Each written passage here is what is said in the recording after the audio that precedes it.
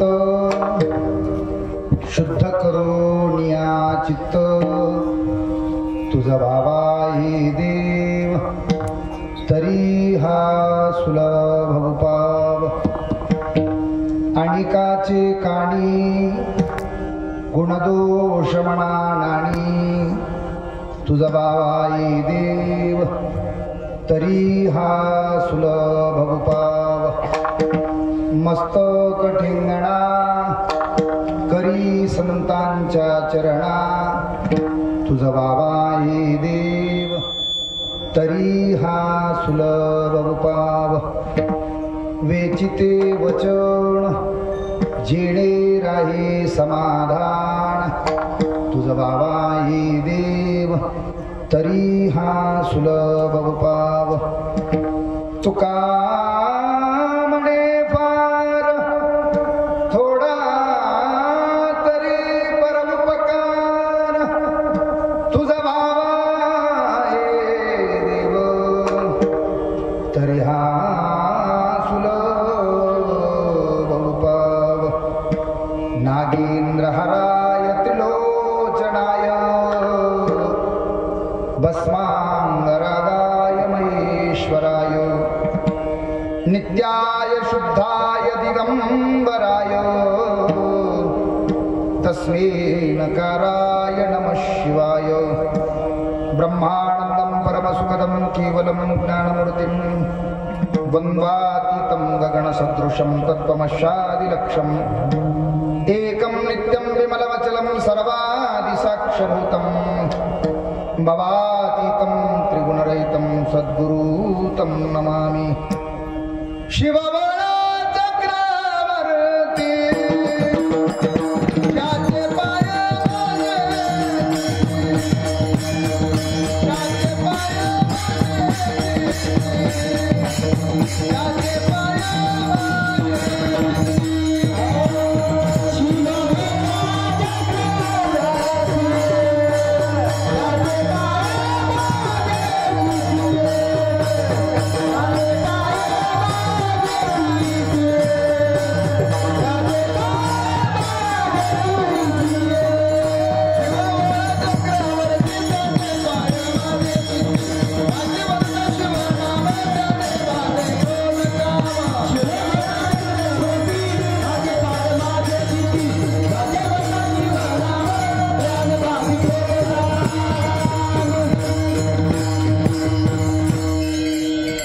अखिल coat ब्रह्मांडाधीश प्रभू कर्तुम अकर्तुम आणि अन्यथा कर्तुम अशी सत्ता ज्या प्रभूकडे आहे. भगवान श्रीकृष्ण अर्जुनाला सांगत असताना खूप सुंदर सांगतात. मय्याध्यक्षेण प्रकृतीं स्वीयते सचराचरम हेतुनानि वकवन्ति जगद्विं परिवर्तते. या प्रकृतीचे या सृष्टीचे मालक भरण पोषण करणारे ते प्रभू परमात्मा, त्या परमात्म्याच्या पावन छायाछत्राखाली थोर साधू महात्म्यांच्या कृपा प्रसादाने पवित्र अशा देवापूर नगरीमध्ये गोदेच्या काठी असणाऱ्या गावाला क्षेत्र म्हणायला काही हरकत नाही महाराज. भागवतामध्ये महाराज खूप सुंदर एक प्रमाण सांगतात. नात्र आहे. वाराणसी एक मास गोदातिरी एक दिवस पंढरी पाऊला सरी सती तुकच पुण्य घडी. काशीला एक महिनाभर राहिलेले पुण्य गोदावरीच्या काठाला एक दिवसभर राहिल्यावर त्याच्याच बरोबरीचं आहे म्हणून. पहा किती भाग्यवान आहात तुम्ही देवापूरची मंडळी. आणि म्हणून पवित्र अशा गोदाच्या काठी वसलेलं देवापूर नगरी आणि त्या देवापूर नगरीतील आपल्या भोलेनाथाच्या पवित्र अशा दरबारामध्ये गेल्या बरेच वर्षापासून वार्षिक नियमाने चालू असलेलं अखंड शिवनाम सप्ताह आणि भागवत ज्ञानयज्ञ सोहळा यंदाच्या वर्षातील आजचा हा पहिला दिवसाचा कीर्तन पुष्प आयोजक मंडळाच्या वतीने, सप्ताह कमिटीच्या वतीने, मंदिर कमिटीच्या वतीने तुम्हा सर्व गावकऱ्यांचं दर्शन असतो, गुंजन मंडळाचं दर्शन असतो. भोलेनाथाचे दर्शन असतो. आजची ही सेवा माझ्या वाटेला आलेली आहे आणि शिवेला निवडणारा अभंगाच्या 6 चरणाचा देहूचे सुप्रसिद्ध वैराग्य साधू जगद्गुरु जगद्वंदनीय तुकोबाराया महाराज या अभंगाद्वारे देव प्राप्त करण्याचे सोप्यातले सोपे 6 साधनं सांगतात. ज्या ज्या साधनापासून देव प्राप्त होते अशी 6 साधनं सांगणारा 6 चरणाचा अभंग सेवेसाठी निवडलेले. विठ्ठल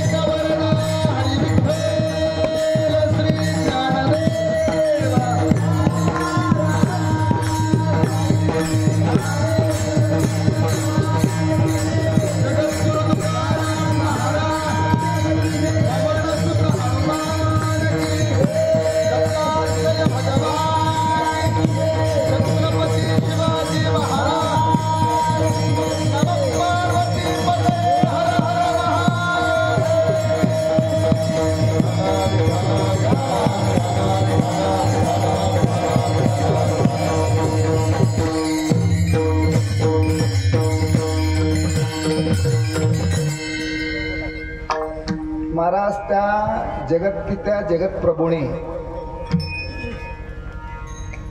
4 खाणी आणि 84 लक्ष योनीची तरतूद केली.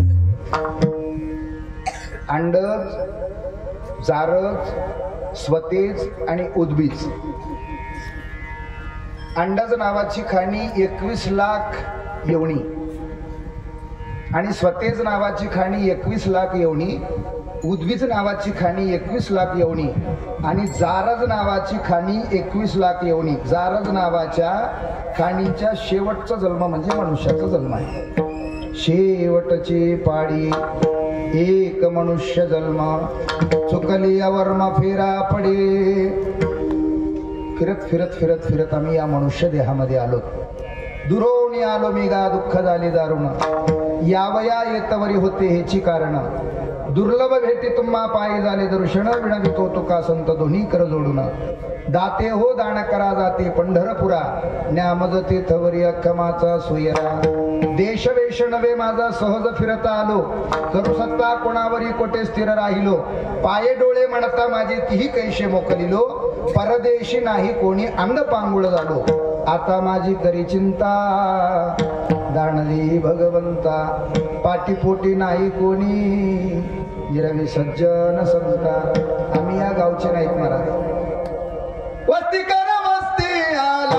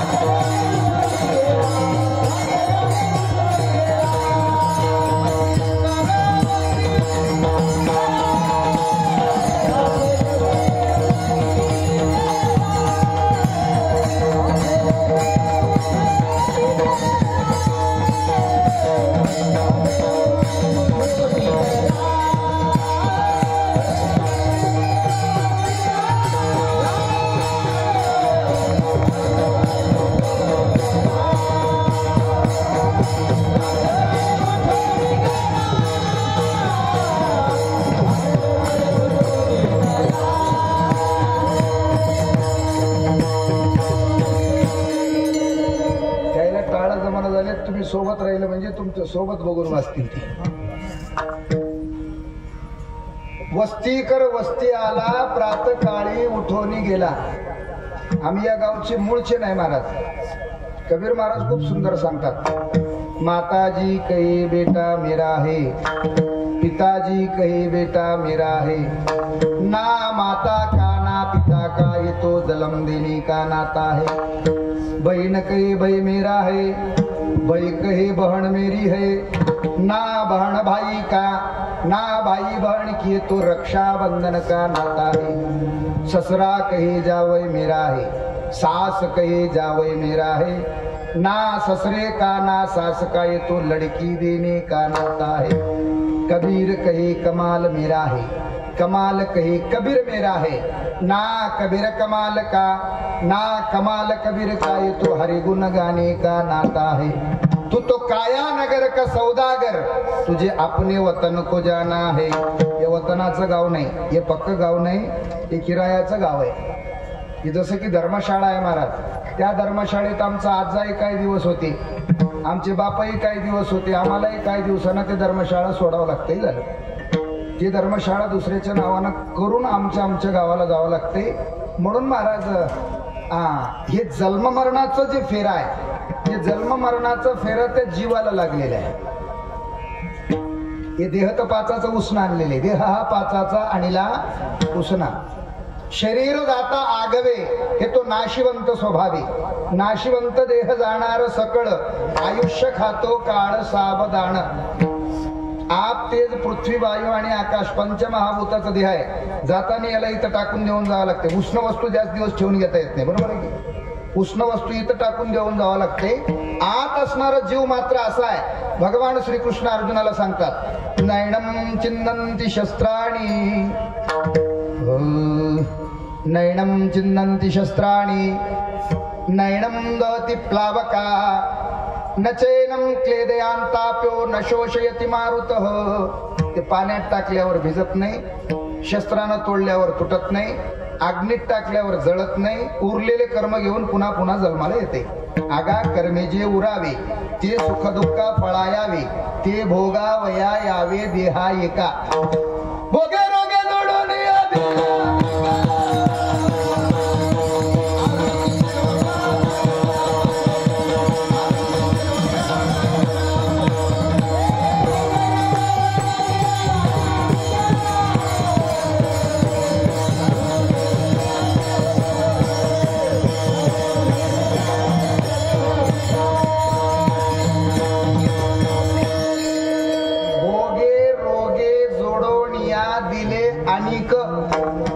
भोग आणि रोग दोन्ही जोडून हे शरीर दिलेले आहे।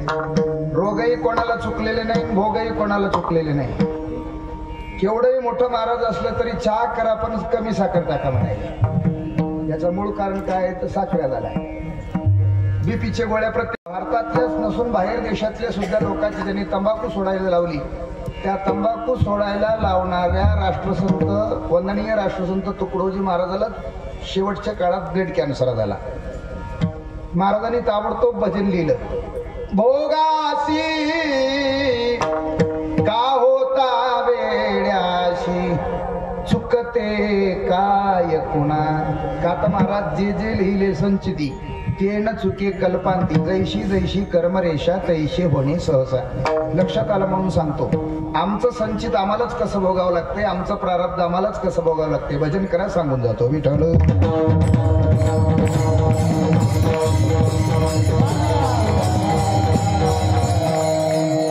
दोन माणसं बाजाराला गेली, देवापूरचे दोन माणसं बाजाराला गेली। बाजार वगैरे झाल्यावर एक दुसऱ्याला विचारायले, का रे भूक वगैरे लागले, म्हणलं उन्हाळ्याचे दिवस आहेत, काही खायला वगैरे काही सोबत आणलंयस का?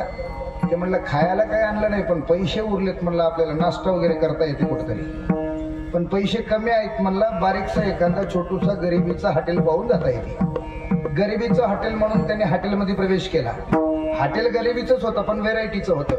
मधात प्रवेश केले की त्याला दोन दरवाजे लागले, एक लागलं व्हेज आणि दुसरा लागलं नॉन व्हेज।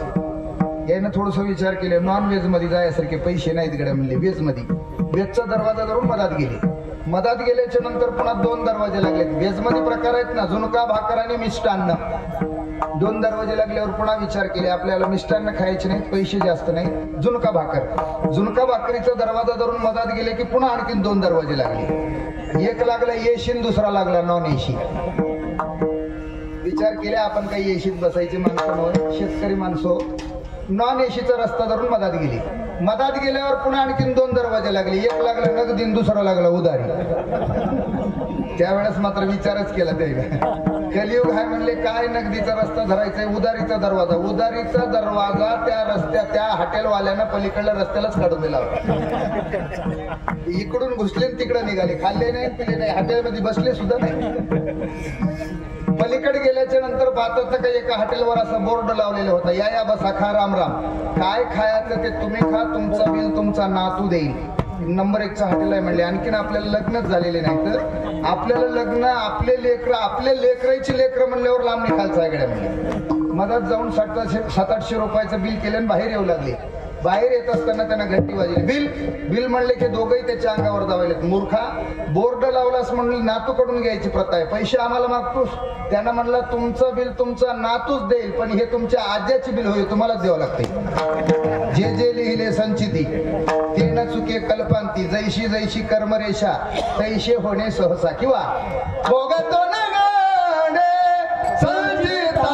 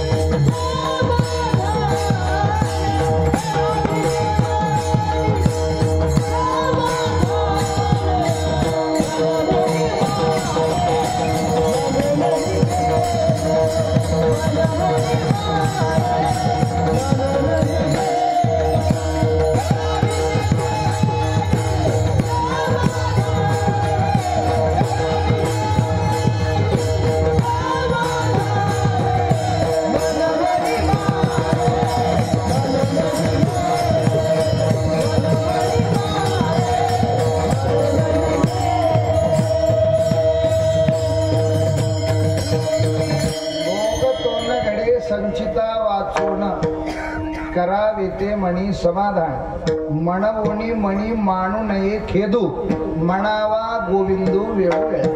नाईलाज असतो सुद्धा भोग भोगून मोकळं व्हावं लागते. का? पूर्वजन्मी पाप केले ते हे बहु विस्तारले, विषय सुख नाशिवंत शेविता तिमिर कोंदले, 84 लक्ष येऊन फिरता दुःख भोगिले, ज्ञान दृष्टी हरपली दोई नेत्र आंधळे.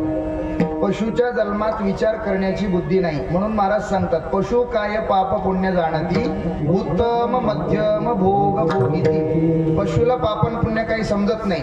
आणि माणसाच्या जन्मात येऊन ज्याला पापन पुण्य समजत नाही, महाराज म्हणतात गड्या त्याच्यात आणि पशुत काही फरक नाही. येवनिया नरजन्मा जो नकरी हित साधना, लांडा गर्दव जाणा पृच्छे विण दोपाय.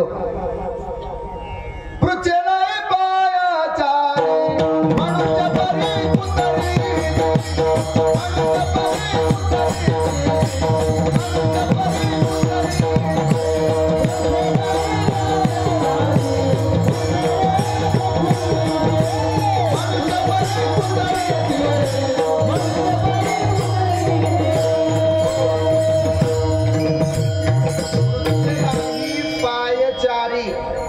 शेपूट नाही गेलं तर काय झालं, माणसासारखं दिसायलंय म्हणून काय झालं, वागणं माणसासारखं नसल्यामुळं, माणुसकी कुठल्या प्रकारचं नसल्यामुळं, आपण कशासाठी आलो याचं काही कळालं नसल्यामुळं, आणि आपल्याला कुठं जायचं याची सुद्धा जाण नसल्यामुळं महाराज म्हणतात त्याच्यात पशुत काही फरक नाही. भक्ती विना पशु कशाशी वाढला, सठविने नेला कैसा नाही.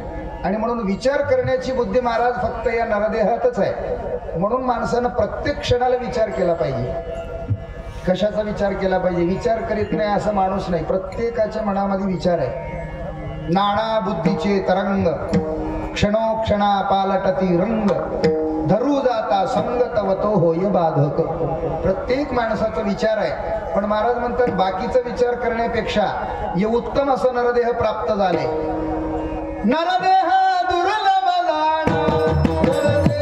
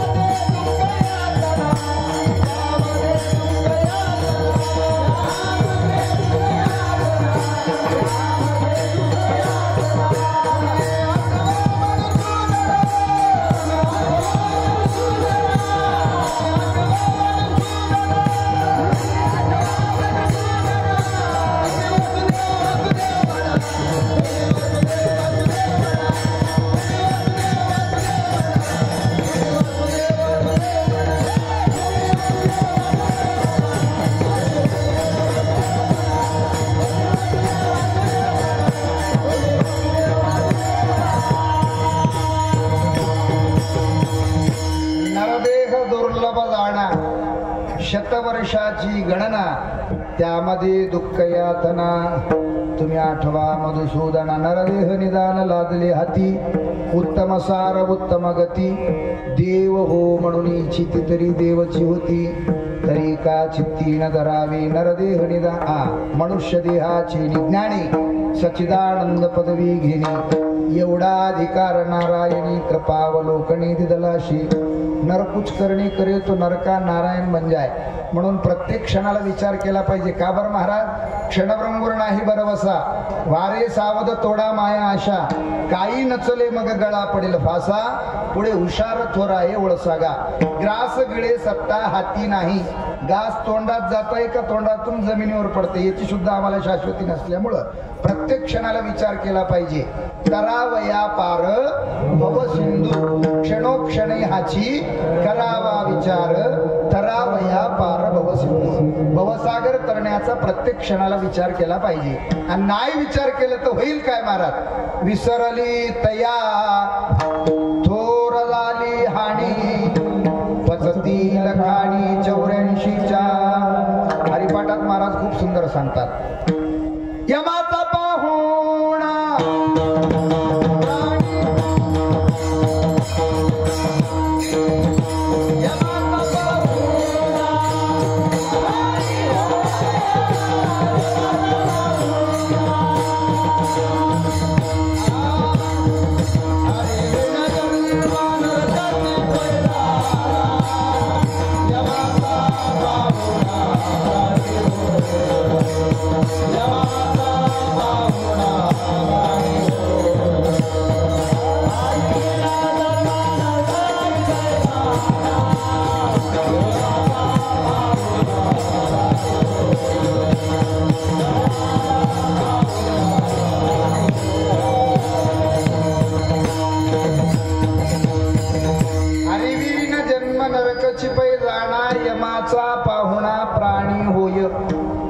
बाकी काही केलं तरी पुरुषार्थ नाही म्हणा महाराज.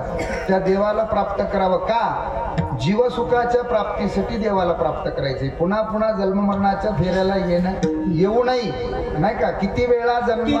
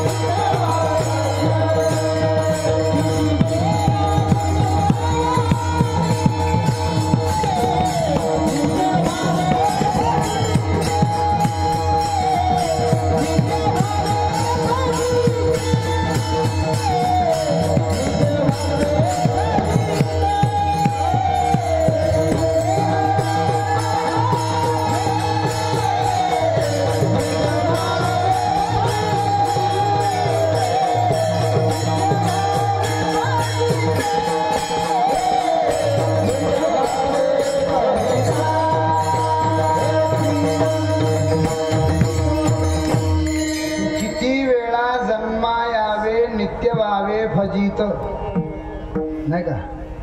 हा, महाराज खूप सुंदर सांगतात, काय सांगू गर्भीची यातना मज भोगिता नारायणा.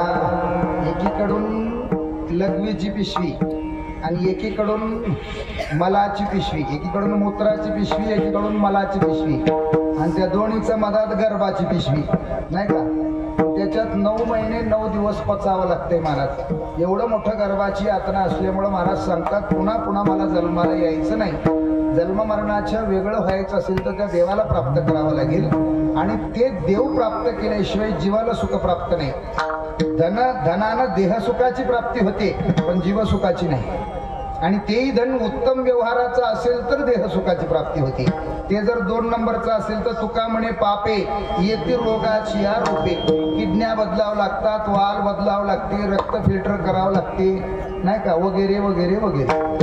हा, हे सर्व येण्याचं मुख्य कारण जर काही असेल तर ते पापाचा पैसा नसाव, ते अमंगळ नासका व्यवहाराचा नसाव, ते तोंडाला काळा लागायचं नसाव, ते तळतळाटाचा नसाव. पापाचा पैसा कोणाला तरी मारणे, कोणाचा तरी विश्वासघात करणे आणि त्याचा हाबाळून घेणे, हे पापाचा पैसा. अमंगळ नासका व्यवहार. दारू विक्रय करून पैसा खूप जमा करता येते, बंगले खूप मोठे बांधता येतात, पण बंगला कोणाचं होय म्हणल्यावर दारूवाल्याचं होय म्हणतात म्हणाला. वेश्या व्यवसाय करून मटक्याचा व्यापार करून बंगला खूप मोठा बांधता येते, पण बंगला कोणाचं होय म्हणल्यावर मटकेवाल्याचं होय म्हणतात म्हणाला. नाव लागते की नाही? म्हणून महाराज व्यापार उत्तम व्यापार असला पाहिजे. पलीकडे जाऊन चोरीचा व्यापार, तोंडाला काळा लागायचा धंदा. सुंदर देवदेव करणारा माणूस योगायोगाने सप्त्यात जसं कीर्तन वगैरे झालं, कीर्तन झाल्याच्या नंतर शेताकडे गेला. आपल्या शेतातला चारा लांब आहे गड्या म्हणला. लोकांच्या शेतातले 2-3 पेंड्या उचललं, आपल्या डोराच्या समोर नेऊन टाकू लागले.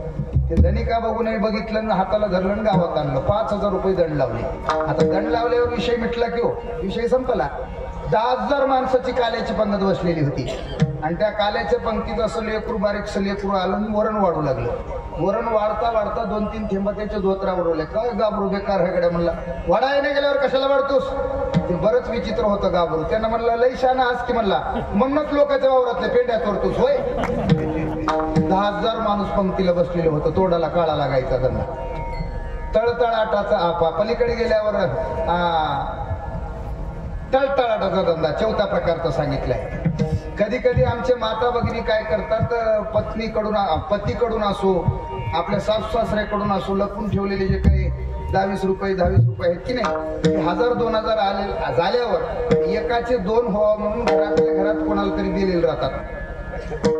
ते बाहेरच्या माणसाला पत्ता लागत नाही, घरच्याही माणसाला पत्ता लागत नाही, पण ते ज्यानं घेतलं त्यानं बैमान निघून झालं.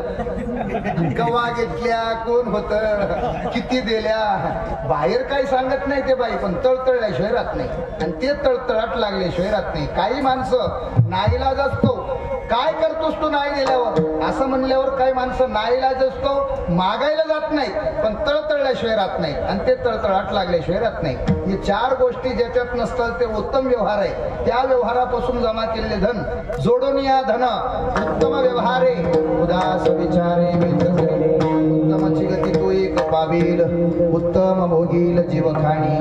देहाला सुख प्राप्त करायचं असेल तर धनाची गरज आहे, आणि जीवाला सुख प्राप्त करायचं असेल ना, तेणे विण जीवा सुख नव्हे, आपुला तो एक देव करून घ्यावा. जीवाला सुख प्राप्त करायचं असेल तर देवाची गरज आहे, आणि देव कुठं आहे असं जर म्हणत असेल तर भागवतामध्ये महाराज सांगतात, जिथं नामाचं घोष आहे तिथं मी आहे. बरोबर आहे?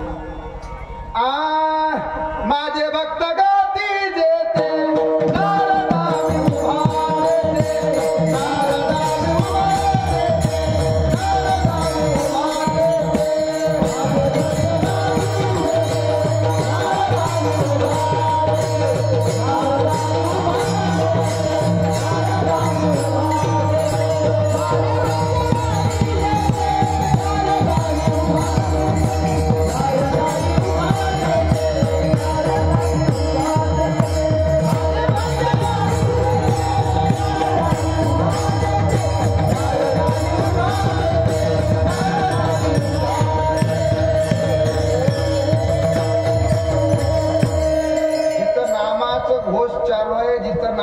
संकीर्तन चालू आहे, त्या ठिकाणी मी हरवलो असं जर तुला वाटत असेल, मी सापडावं असं जर तुला वाटत असेल ना, बाकी कुठेही पाहायचं काम नाही. सरळ सरळ नामाचं चिंतन, नामाचं घोष जिथं चालू आहे तिथं जाऊन पाहायचं, मी नक्की सापडतो असं सांगितल्यामुळं महाराज नामाची साधना हे सर्व साधनामध्ये सोपं असणारं साधन आहे.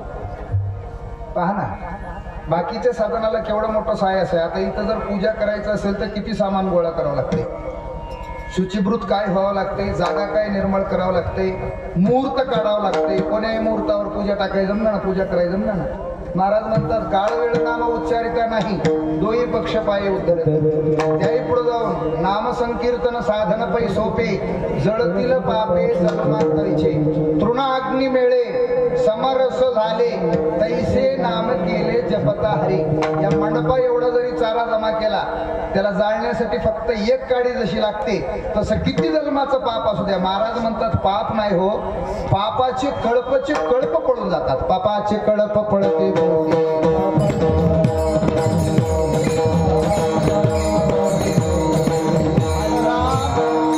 रामकृष्ण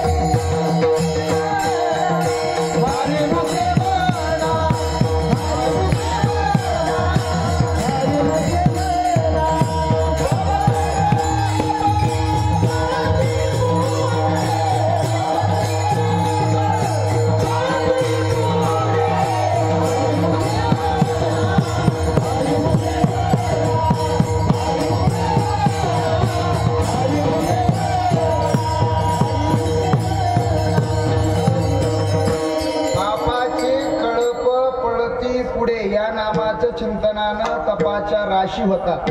रामकृष्ण उच्चार अनंत राशी तप, पापाचे कळप पळती पुढे.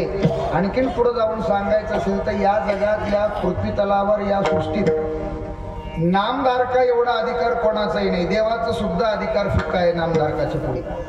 एवढा मोठा अधिकार नामधारकाचा आहे. कोणाचा आहे? नामधारकाचा आहे. नामधारक कोणाला म्हणावं? कोणाला म्हणावं? ज्यांना गुरुकडून नाम घेतलंय त्याला कोणाला म्हणावं नामधारक? नाम घेतलेले बरेच माणसं अशी झालेत बापू, जवळून जाऊन मी अनुभव घेतला. गुरु करायचं म्हणल्यावर कोण्यात दुकानात नारळ सुद्धा पूर्ण झालेत, एवढे माणसं गुरु करायला. आणि गुरु करून काही दिवसाला सुरूही करायलेत बिचारे. शिष्यार शिष्यान त्याचा खिशात शिष्यान ते पिऊन निशा आहे की नाही. असं याला नामधारक म्हणत नाही. पुढे गेल्यावर एखादा माळ घातलेले नामधारक होऊ शकत नाही. नामधारक याला म्हणावं अनन्यात चिंतयन्तो माम यजना पर्युपासते तेषां नित्यावियुक्तानां योगक्षेमं वहाम्यहम्. जो अष्टप्रहर करी नामस्मरण, तयाच्या जवळे मी आशे जाण, किंचित नशे अनुमान सत्य सत्य दलादना. विठ्ठल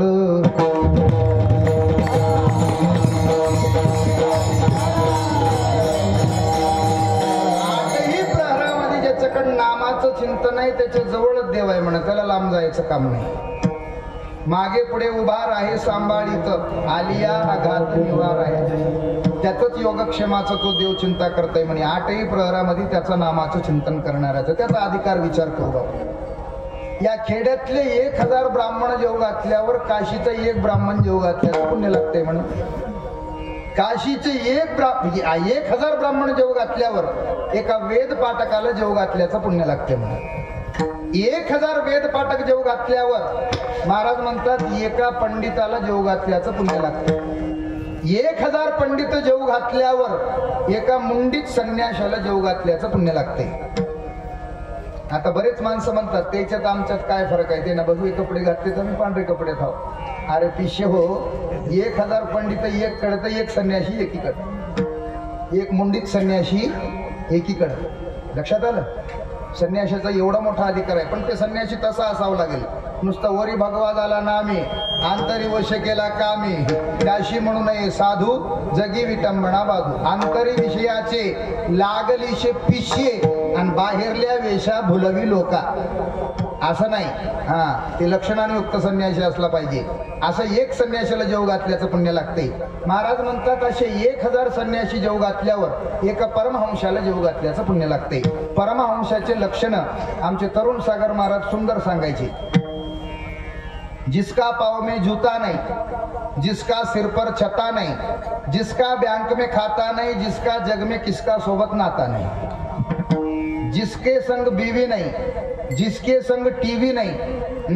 बरेच काही गोष्टी सांगायचे पुढे पुढे. म्हणजे ज्यांनी जीवनात काही संग्रहच केला नाही, कपडे जरी घातलं 3 बोटाची लंगोट जरी घातली तर लंगोट फाटल्यावर कोणातरी पाटलाचं घर बघावं लागते, फाटलाय कपडा द्या गड्या म्हणून संग्रहच काही जीवनात केला नाही, मागायचं कामच नाही.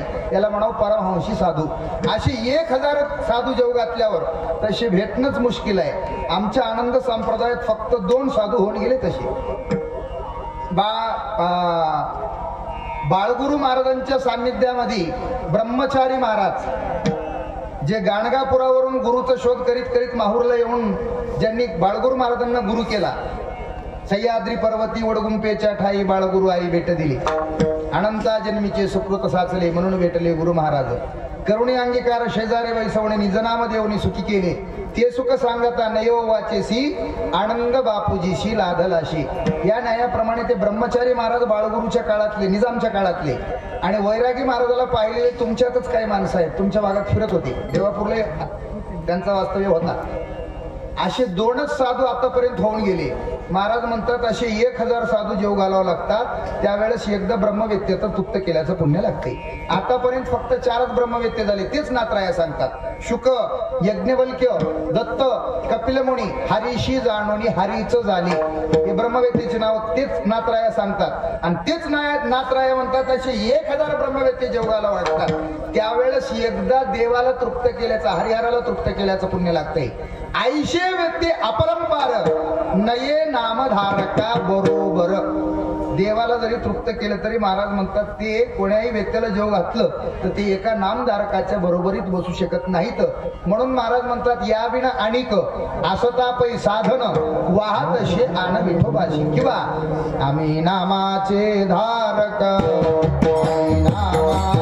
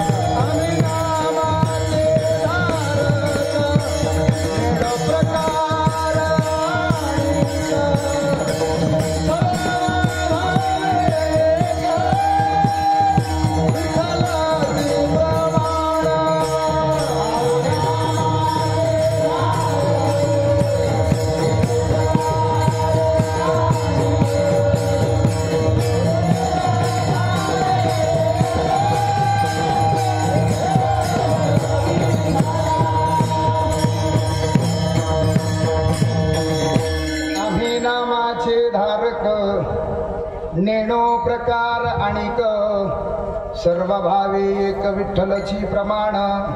मात्र ते नाम घेत असताना मात्र नाम कसं घ्यावं महाराज सांगतात.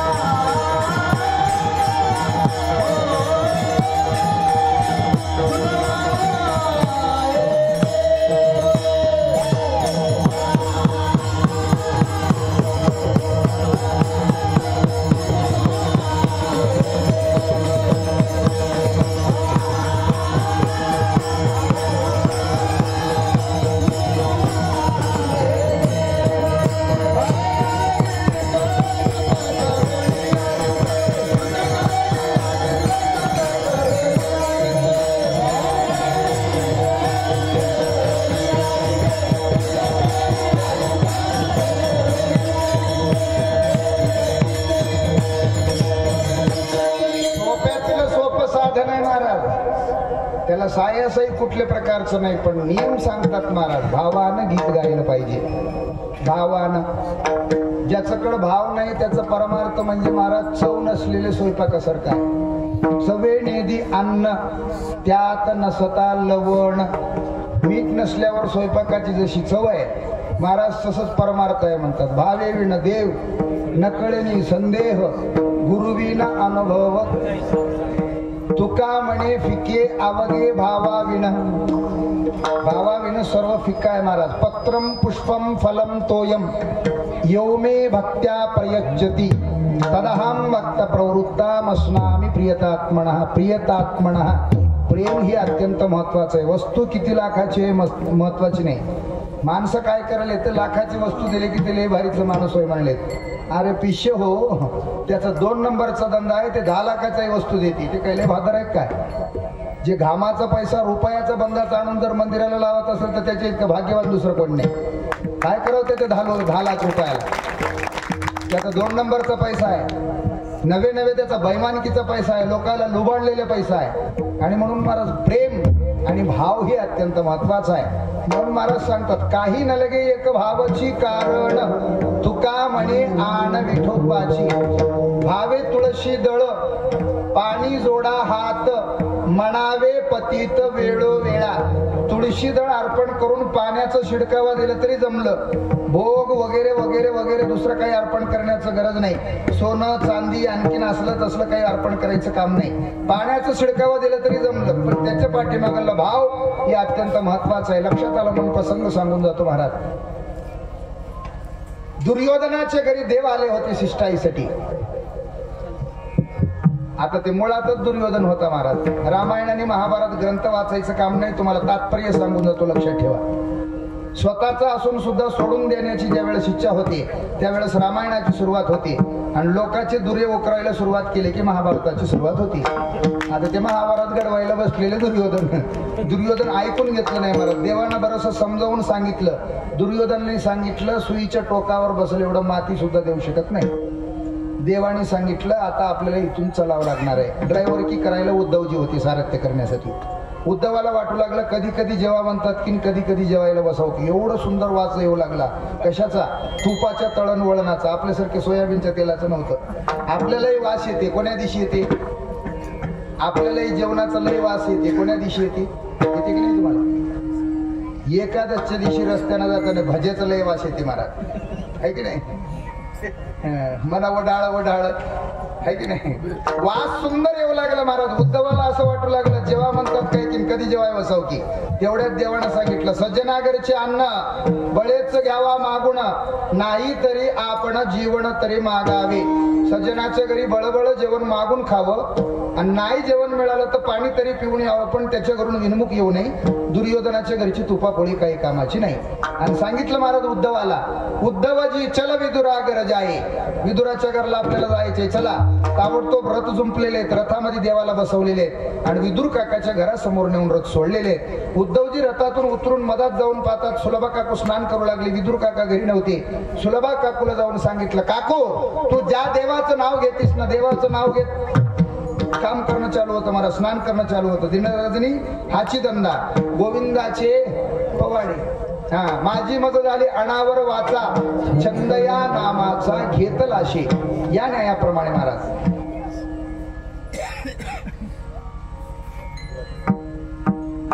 या न्यायाप्रमाणे सारखं नामाचं चिंतन करू लागली सुलभा काकू. आणि तेवढ्यात महाराज विदुर आपल्या उद्धवजी जाऊन सांगतात, काकू तू ज्या देवाचं नाव घेतीस ना ते देऊन अंगणात उभं राहिलेले. असं म्हणण्याबरोबर त्या प्रेमाच्या पुढी, त्या भावाच्या पुढे महाराज अंगावर कपडा आहे की नाही हे सुद्धा लक्षात नाही सुलभा काकूच्या. विवस्त्र असणारी सुलभा काकू पळतच जाऊन देवाच्या समोर उभी राहिली. देवानं तिची स्थिती पाहिली आणि सांगितलं, काकू ज्या देवाचं विठाल विठाल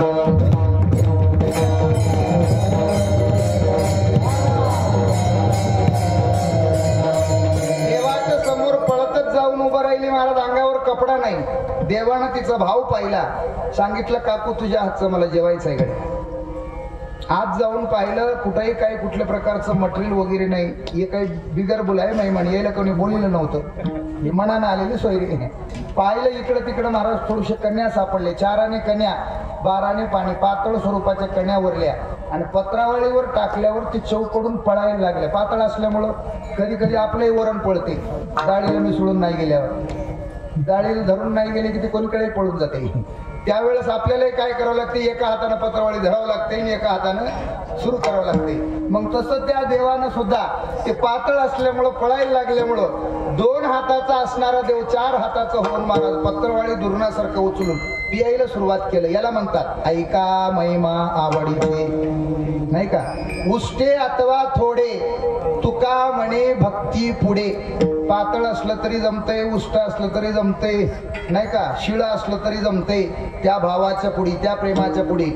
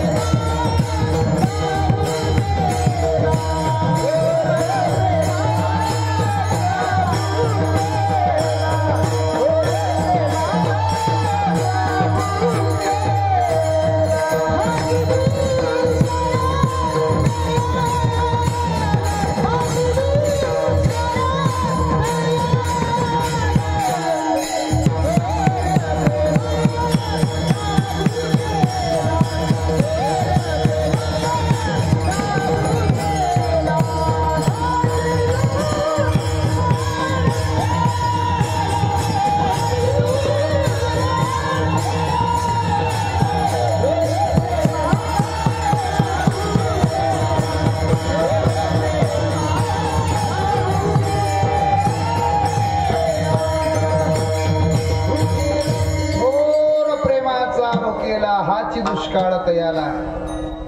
महाराज सुलभा काकू मधात जाऊन केळ देण्यासाठी बाहेर येऊ लागली. केळ हातामध्ये आहे, देवाला देण्यासाठी केळ आणू लागली. पण देव त्या स्वतःच्या देहावर भान नसल्यामुळं असो ऐसा कोटी आठवची नाही, देहीच विदेही भोगू दशा, सर्व सुखल्यालो सर्व अलंकार, आनंदे निर्भर डुल तसे. या न्यायाप्रमाणे देहावर विदेही अवस्थेत असल्यामुळं, देहावर भान नसल्यामुळं गाभा आपण खाऊ लागली आणि केळाचं साल नेऊन देवाला देऊ लागली तरी सुद्धा ते केळ खाऊ लागलं देव, ते साल खाऊ लागलं देव. याला प्रेम म्हणतात. म्हणून भावे गावे गीत. आता चित्ताचं जर चिंतन करायचं ठरलं, आमच्या सर्वांचं चित्त अशुद्ध रंगानं भरलेले आहे. कशानं भरलेले? अशुद्ध रंगानं भरलेले. आता 11 वाजू द्या की प्रत्येक माणूस घड्याळाकडे बघते. आमची भजनी तर पहिले बघतात महाराजाचं आठपणा काऊन झालंय, शेपूट काऊन लांब आले, मारुतीच्या शेपटासारखं आहे का. आम्हाला घराकडची ओढ आहे महाराज, आम्हाला परमार्थाची ओढ नाही. जया परमार्थाची चाड तेने सांडावे लिगाड, दरोणी भजनाची चाड विठ्ठल.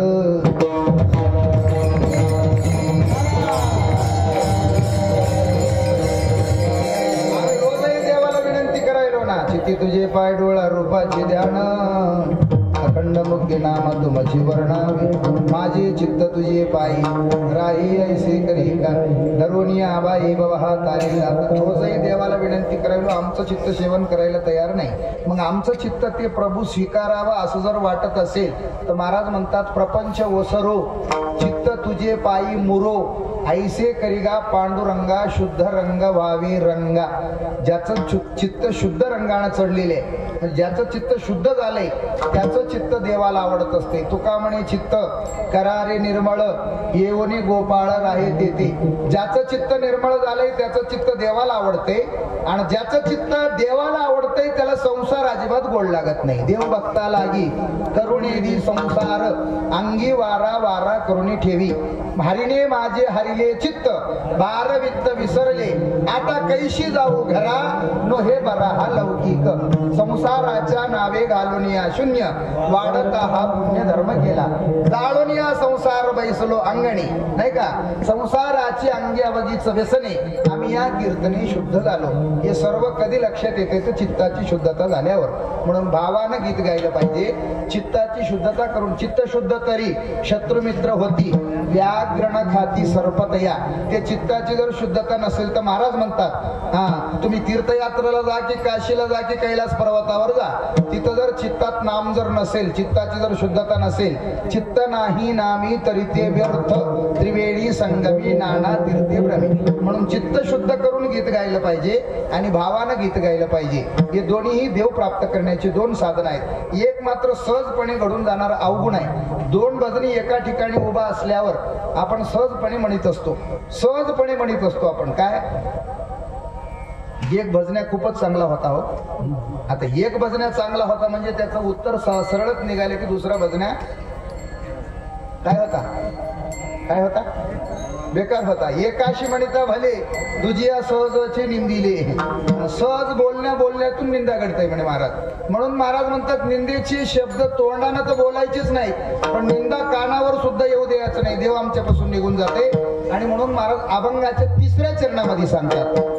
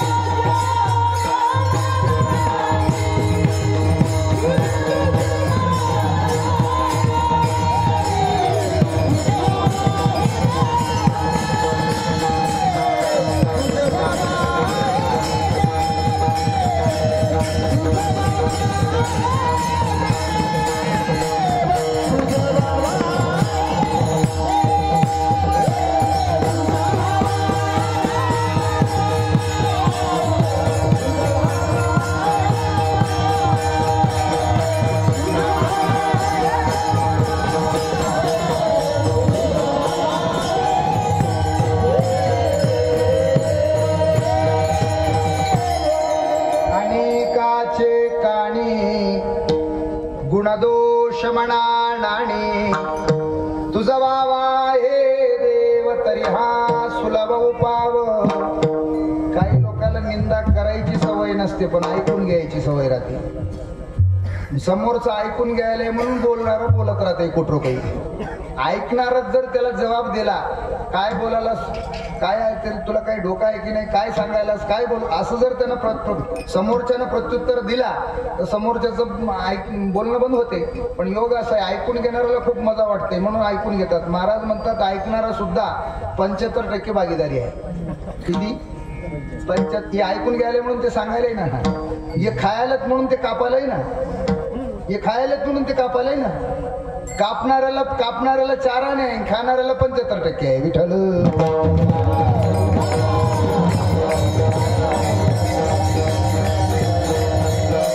आणि म्हणून महाराज लक्षात आलं म्हणून संदर्भ सांगून जातो. दत्त महाराज प्रगट झाले. दुसऱ्याच दिवशी नारद मुनी तिथे गेले आणि विचारायला सुरुवात केली अनुसया माईला. अनुसया माईचं आणि नारद मुनीचं हे दोघांचं देर भावजयाचं नातं. नारद मुनी कोण? ब्रह्मदेवाचे नारद पुत्र, ब्रह्मदेवाचे मानस पुत्र. आणि आत्री ऋषी कोण? हे ब्रह्मदेवाचेच पुत्र. आणि म्हणून महाराज हे नारदाचं आणि अनुसया माईचं हे दोघांचं देर भावजयाचं नातं. थोडस विनोद करून बोलली. अनुसया माई म्हणली तुमची दत्त महाराज कुठे गेली? सांगितलं ते काशीला स्नानाला गेले असतील, बद्रिकाश्रमाला पुराण पठण करायला गेले असतील. त्यांची दिनचर्या जे काही आहे ते सर्व दिनचर्या अनुसया माईनं सांगितलं.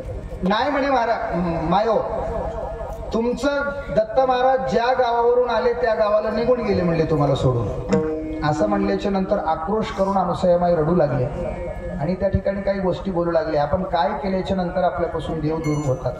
आपण काही गोष्टी केल्यावर देव आपल्यापाशी राहा म्हणून म्हणण्याचं काम नाही, आपोआप देव आपल्यापासून दूर होतात. मग त्यावेळेस बोलू लागल्या मी कधी तिथी सेवेत अंतरली का?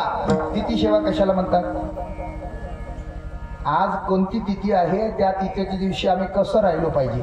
बरोबर आहे. काही लोकांना तिथीची अक्कल नसते मग कोण्याही दिवशी मेनकापड घेऊन घरला येतात आहे की नाही.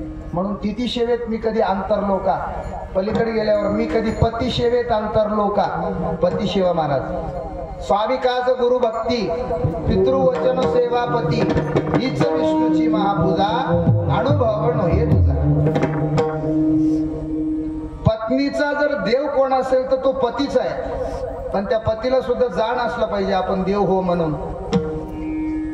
त्याला संध्याकाळी घरला यायची जर भान नसेल त्याला देव म्हणाव कसं त्याचे पाया पडाव कसं. काही आमचे माता भगिनी पतीच्या ताटातलं उष्ट घेऊन खाल्ल्याशिवाय उपास सोडित नाहीत. बरेच ठिकाणी मी बघितलंय. पण त्याला नीट ताटात जेवता यावं झालं त्याच तोंडातलं घास ताटात पडायला तर त्याचं घेवावं कसं खावावं कसं. हो त्याला देव मी देव हो म्हणून त्याला भान असलं पाहिजे तर ते देव आहे. पलीकडे गेल्याच्या नंतर महाराज मी कधी अतिथी सेवेत अंतरलो का? प्रश्न आहे. अतिथी कोणाला म्हणाव? अतिथी कोणाला म्हणाव? न सांगता येणाऱ्याला अतिथी म्हणाव. बरेच माणसं म्हणतात सोयऱ्याला अतिथी म्हणाव. सोयऱ्या अतिथी होऊ शकत नाही. सोयरे तर सांगून येतात की हो. काय म्हणून सांगते ते फोन केले की सांगते दाजी मी रविवारी येतो नाही तर मंगळवारी येतो. घराकडे जमते की नाही जमते की मला सांगू नका पण तुमच्या आकड्यावर करावं लागतं. तुमच्या मळ्यात का होईना करा. रविवारी किंवा मंगळवारी येतो मला दुसऱ्या दिवशी यायचं नाही. सांगून येणारा सोयरा आहे. तारीख घेणारे महाराज आहेत नाही का. ज्यांना तारीख घेऊन बोलवलं ते अतिथी होऊ शकत नाही. बिना तिथीचं म्हणजे आम्ही त्यांना तिथी दिली नाही अकस्मात आमच्या घरला आले आणि आम्हाला कल्पना सुद्धा नाही त्यांची मात्र येता सांग सेवा झाली पाहिजे. तशाची सेवा करतो का आम्ही? ज्याच्यासाठी व्यवस्था केलो त्याची सेवा करतो. असं येणाऱ्याची सोय आमच्याकडून होत नाही. अनुसया माई म्हणू लागले मी कधी ते अतिथी सेवेत अंतरलो का? पलीकडे गेल्यावर मी कधी पंक्तीत प्रपंच केला का? पंक्तीत प्रपंच केल्यावर जवान पोरं मरून जातात म्हणते. पंक्ती वेदकाचे मरतील पोर. पुढे गेल्यावर महाराज सांगतात जरी पंक्तीशी केला भेद तरी ओट वागुळ होईल प्रसिद्ध. पुढच्या जन्मात ओट वागुळ व्हावं लागते म्हणा पंक्तीत भेद केल्यावर. मी कधी पंक्तीत भेद निषेध केला का? पुढे गेल्यावर सांगतात, मी रस्त्यानं जात असताना दुसराच माणूस तिसऱ्या माणसाची निंदा करीत होता का? ते निंदेचे शब्द काही माझ्या कानावर पडल्यामुळे दत्त महाराज मला सोडून निघून गेले का? म्हणजे निंदा तोंडानं करायचं काम नाही, नुसते शब्द कानावर जरी पडले तरी देव आमच्यापासून दूर निघून जातात. म्हणून अनिकाचे कानी गुणदोष म्हणा नाणी, तुझा वावा ये देव तरी हा सुलभ उपाव. हे सर्व जिथं शिकायला मिळतात तिथं मात्र आमचं मस्तक ठेंगणं केलं पाहिजे. अभंगाचं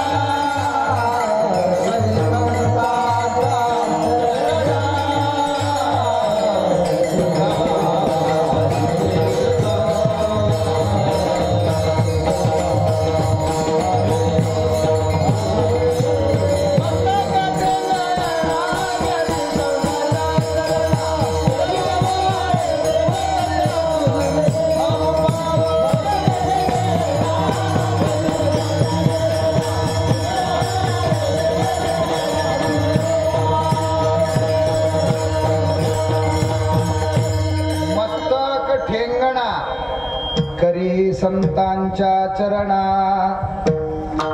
मस्तक ठेंगणा करी संतांच्या चरणा. महाराज माय बाप जन्म देती, संत चुकविती जन्म पंक्ती. मायबाप जन्म देती, लोभा कारणे पाळीती. मायबापाच्या ठिकाणी लोभ आहे, पण संत मात्र असे आहे, आईशी कळवळ्याची याती करी लाभा विहीन प्रीती. लाभाची गरज नाही, प्रीती मात्र आहे संतांना, महाराजांना नाही. आजच्या काळामध्ये महाराजांची गर्दी झाली, त्याच्यात संत सापडते की नाही सांगता येत नाही. पोटासाठी संत झाले दलित बहुत, आईशे पोट भरी संत तया कैसा भगवंत. कीर्तनापुरत धोतर घालून घराकडे जाऊन जीन पॅन्ट टी शर्ट घालणारे मंडळी. काही कीर्तनकार असे जन्माला आलेले आहेत, आमच्याच गावात येऊन धोतर घालतात आणि आमच्याच गावातून पॅन्ट घालून गावातून निघून जातात. असे आणले पाहिजे की नाही? तू फसवायलाच कोणाला, तू फसवायलाच कोणाला आहे की नाही? तू टिळे टोपी माळा देवाचे गभाळ वागवी ओंगळ पोटासाठी. पोटापुरतं पोट भरण्याचं साधन म्हणून जर असं व्यवहार करीत असेल तर महाराज ते संत होऊ शकत नाही, ते महाराज नक्की आहे. लक्षात आलं? परमार्थाला ज्यांनी पोट भरण्याचं साधन म्हणून वापर करायला सुरुवात केली ते महाराज नक्की आहे, ते संत होऊ शकत नाही. आपल्या स्वतःच्या स्वार्थाला जाळून या संसार बैसू अंगणी ते संत आहे. बुडते हे जण न देखवी डोळा, येतो कळवळा म्हणून जगाची कळवळा करणारा संत आहे आणि स्वतःच्या बायकोची लेकराची कळवळा करणारा महाराज आहे. विठ्ठल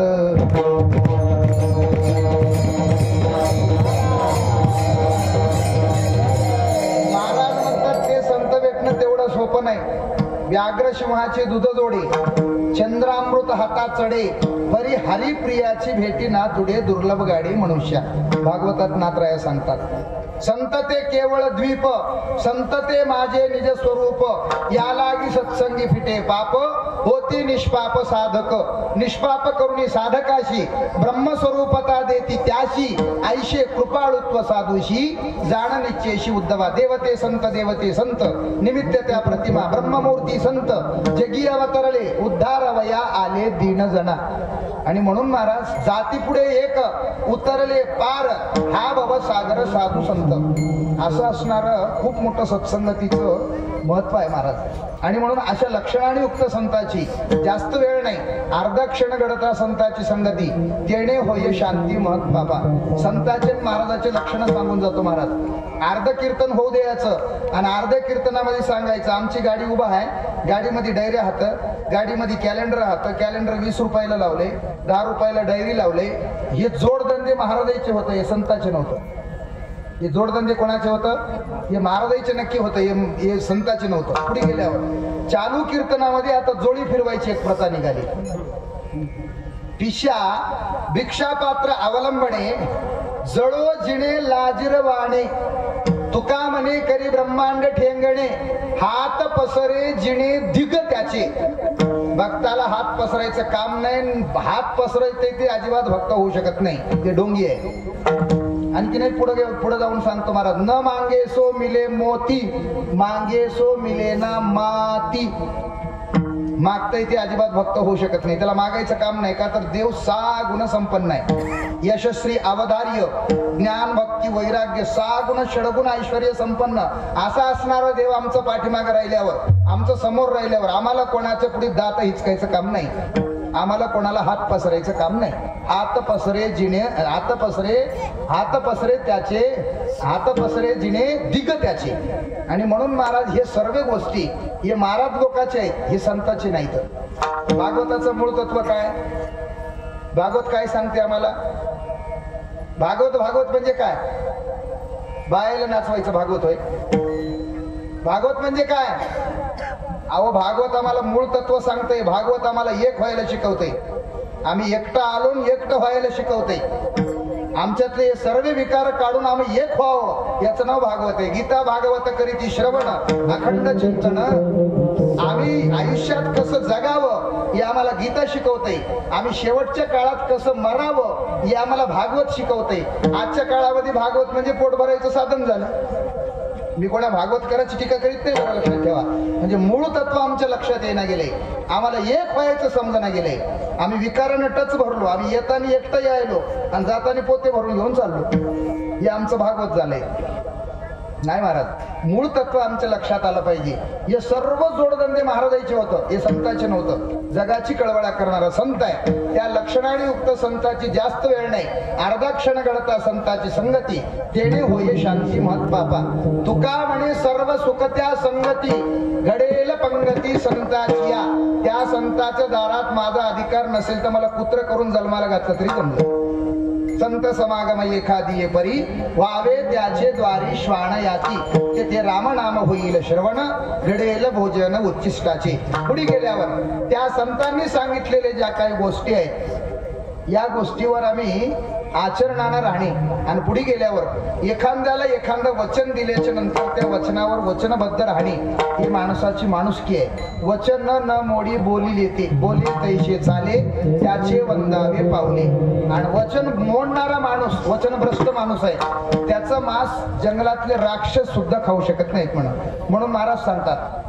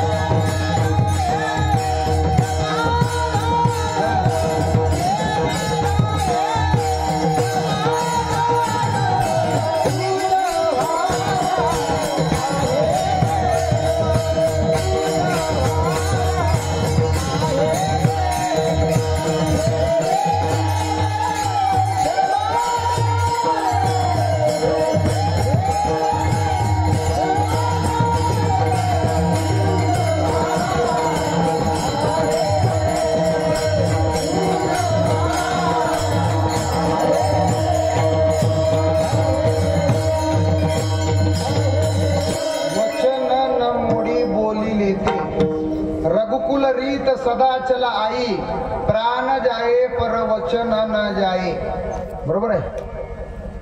राजा दशरथाने कैकेयीला दिलेले जे वचन होतं ते वचनाची पूर्तता करण्यासाठी स्वतःच्या मुलाला वनवासाला पाठवणारे वचनबद्ध याला म्हणतात. आम्ही काय महाराज, आम्ही इथं एक बोलतो तर मंडपाच्या बाहेर जाऊन एक बोलतो आणि घराकडे गेले की दोन्ही विसरून जाऊन तिसराच विचार काहीतरी करतो, झालं. म्हणून असं नाही. वचन न मोडी बोली लेते. जे वचन मोडीत नाही त्याचं एक वचनी, एक पत्नी, एक बाणी, एका पत्नीच्या सोबत राहणारा जो संसारी आहे ते कोण्या संन्याशाच्या पेक्षा कमी नाही. परस्त्री ठाई जो नपुसक तया अंगी राख असो नसो. परस्त्रीच्या ठाई जो नपुसकासारखा राहते त्याच्या अंगाला राख असेल तरी ते नागा संन्याशीच, नसेल तरी तुका म्हणे आईशी, तुका म्हणे हेची आश्रमाचे फळ परम पद बळ वैराग्याचे. आणि म्हणून महाराज एक वचनी, एक पत्नी, एक बाणी, वचन न मोडी बोली लेते. विठोबा रखुमाई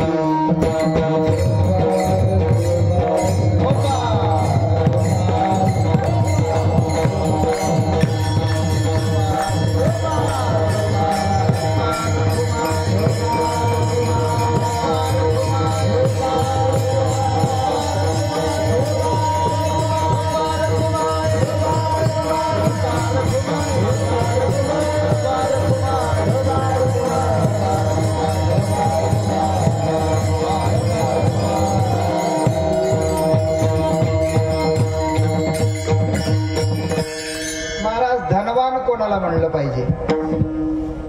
ज्याच्याकडे धन आहे त्याला. माझे काही प्रश्न थोडस विचित्रच राहतात बरं. ज्याच्याकडे धन आहे त्याला धनवान म्हणलं पाहिजे का?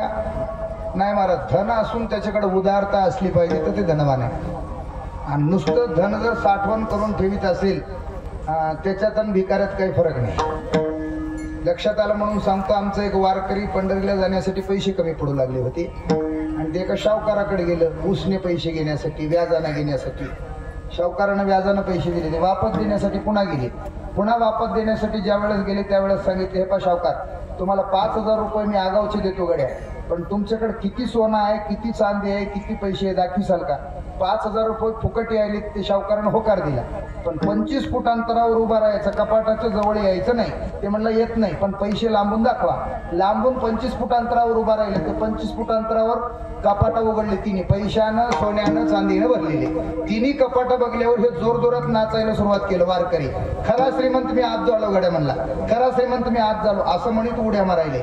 ते शावकार म्हणला, पिशा कुठं पैसे बघल्यानं माणूस श्रीमंत होत असतात का? पैसे असावं लागतात.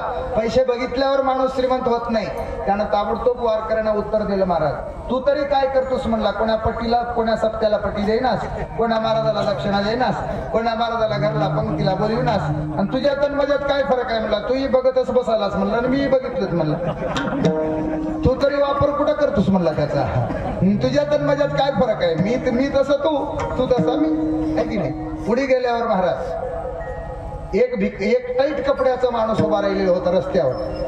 योग असं त्याच्या पुढे माझ्यासारखा एक भिकारी गेला, त्याला रुपयाचा बंदा मागितला. ते म्हणला रुपयाचा बंदा नाही, 500 रुपयाची नोट आहे. बरं, भिकारी फार विचित्र राहतात महाराज. जे देत नाही त्याच्याकडे फिरू पुन्हा त्याच्याचकडे येतात. पुन्हा फिरून आलं ते नाही तर नाही म्हणला तुमच्याकडे रुपयाचा बंदा. एखादा फाटका कुर्ता असेल तरी द्या की म्हणला, तुमच्याकडे सुटकेत दिसायले. नाही म्हणला फाटका कुर्ता. आणखीन पुन्हा 5-10 मिनिटाच्या नंतर पुन्हा आलं, तुमच्याकडे डबा दिसायला म्हणलं, त्याच्यात 1-2 पोळ्या असेल तर पोळ्या द्या की म्हणला. पोळ्या सुद्धा नाहीत. पोळ्या नाहीत म्हणल्यावर भिकाऱ्याला मात्र खूप मोठा राग आला. भिकाऱ्यानं सांगितलं, तुझ्याकडे पोळ्या नाहीत, तुझ्याकडे फाटका कुर्ता नाही, तुझ्याकडे रुपयाचा बंदा नाही, तू एवढे काही टाईट कपडे घालून ती इथं उभा राहण्यात काय मजा नाही. तू माझ्यासोबत चाल. तू एका गल्लीला चाल आणि मी एका गल्लीला जाऊ. संध्याकाळी दोघंही वाटून घेऊ एका जागेवर. तुझ्यात आणि माझ्यात काय फरक आहे? एवढे टाईट कपडे घालून रस्त्यावर उभा राहिलास, तुला रुपयाचं बंदा टाकण्याचं सुद्धा अक्कल नाही. कोणाला सहकार्य करण्याची तुझी इच्छा नाही. परोपकार काय ते तुला माहित नाही. महाभारताचं संपूर्ण अर्थ व्यासांनी एका ओवीत सांगितलंय. परपीडा हे पाप आहे आणि परोपकार हे पुण्य आहे. दुसऱ्याला आमच्याकडून तिळाचं दाणे इतका त्रास होऊ नये याच्यासारखं मोठा परमार्थ दुसऱ्या जगात काही सुद्धा नाही. दुसऱ्याला त्रास करीत केलेले परमार्थ त्या देवाला आवडत नाही. वैष्णवाचा महामंत्र जर काय असेल तर महाराजांनी सांगितलंय, कोण्याही जीवाचा न घडो मत्सर, धर्म सर्वेश्वर पूजनाचे. कोण्याही जीवाला अजिबात कोण्याही जीवाचं मत्सरही घडू नये, कोण्या जीवाला त्रास करू नये, कोण्या जीवाला त्रास करू नये, याचंच नाव परमार्थ आहे. म्हणून महाराज सांगतात तुका म्हणे तुका म्हणे फार, तुका म्हणे फार, तुका म्हणे फार, तुका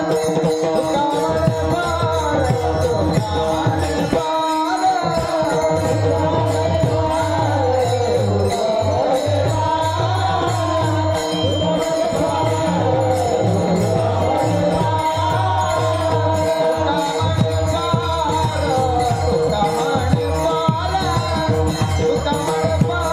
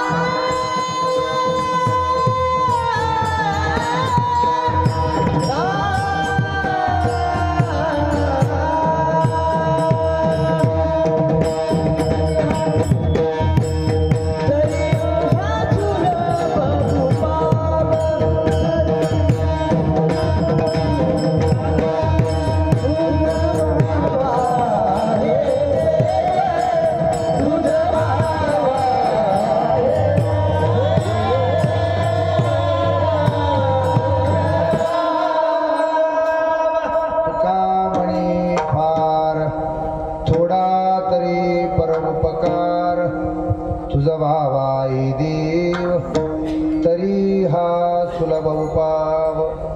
यथामध्ये यथावकाश 6 चरणाचा अभंग आणि 6 साधना सांगणारा अभंग. भावे गावे गीत शुद्ध करोनिया चित्त. 2 महाराज एका चरणात 2 साधना सांगतात. भावानं गीत गायला पाहिजे, चित्त शुद्ध करून गीत गायला पाहिजे. पुढे जाऊन कोणाचेही निंदा कानावर ऐकू येऊ द्यायची नाही. संतांच्या चरणावर मस्तक ठेंगणं केलं पाहिजे. आपण दिलेले जे वचन आहे ते वचनाची पूर्तता केली पाहिजे, वचन मोडू नये. आणि 6वं सांगतात महाराज, काहीतरी 1 रोटी असल्यावर त्यातलं कोरभर तरी लोकाला देण्याची आपली तयारी असावी, त्याला परोपकार म्हणतात. आणि म्हणून महाराज तुका म्हणे फार थोडा तरी परोपकार, तुझा वावाय देव तरी हा सुलभ उपाव. यथामध्ये यथावकाश 6 चरणाची सेवा आपण केली म्हणण्यापेक्षा त्या प्रभूंनी त्या भगवंताने आपल्याकडून करून घेतलेली सेवा. बुद्धीचा जणिता लक्ष्मीचा पती, साळुंकी मंजुळ बोलतई शिवानी, शिकविता धनी वेगळाची.